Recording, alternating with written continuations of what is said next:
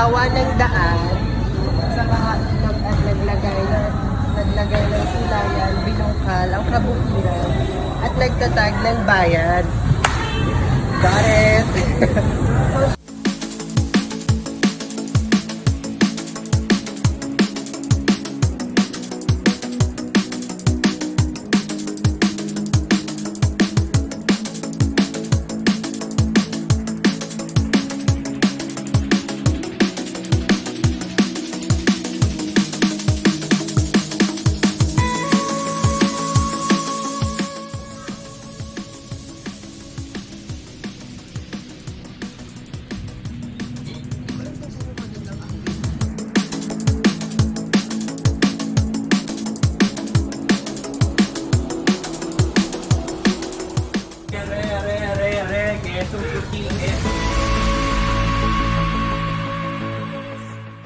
So, papunta po kami ngayon sa St. John the Baptist Church.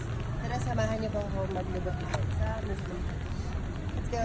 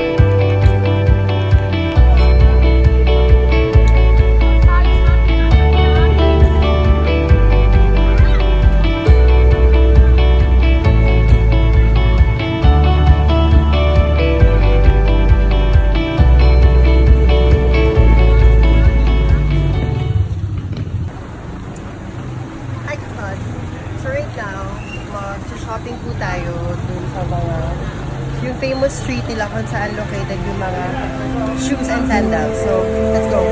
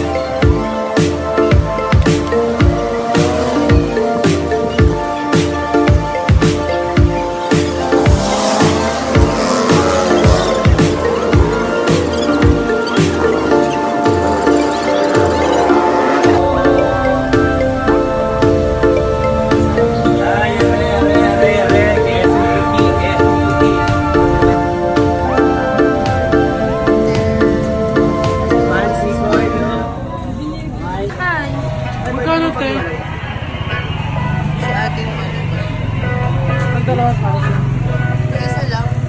Sabi yan mo. Magkano isa ta? Anong tawag po dito? Pudding? Basta ba?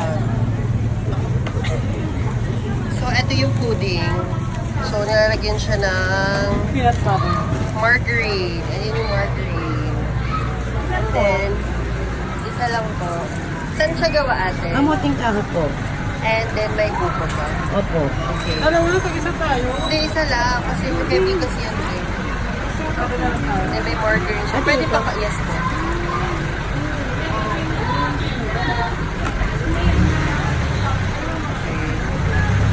Ayan.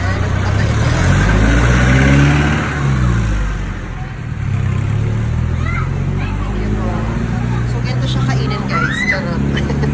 Oh, mainit siya. It's nice. It's hot. Mainit pa siya. So, kahit umuulan dito sa Liliw, you can see. Don't forget food drop here. Para bumili mo. Anong tawag dyan? Kasaba po siya.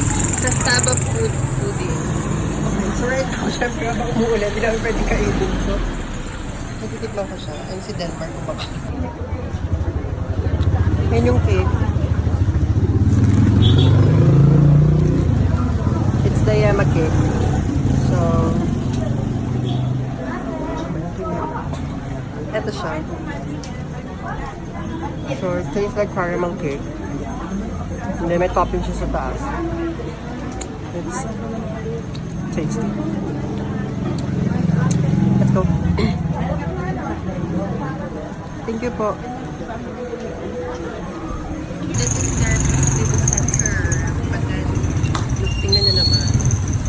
It's full of abundance sa Pasay.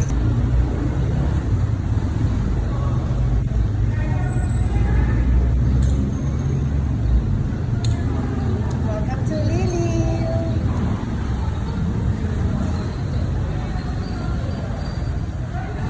Ito live guys. Meron silang fish and may koi with carabao. So, diba? Sasyalong kalabaw. Sasyalong kalabaw. So, ngayon nandito po kami sa NAGCARLAN Church.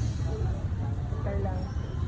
Well, actually. So, as you can see, very old na rin yung church. But then, due to calamity and earthquake, kaya ganito na yung itsura niya as of now. But then still, preserve pa rin yung church sa loob. And then later, pupunta tayo sa loob para makita nyo kung ano yung pinaka-itsura. Yung itsura ng loob ng simbahan.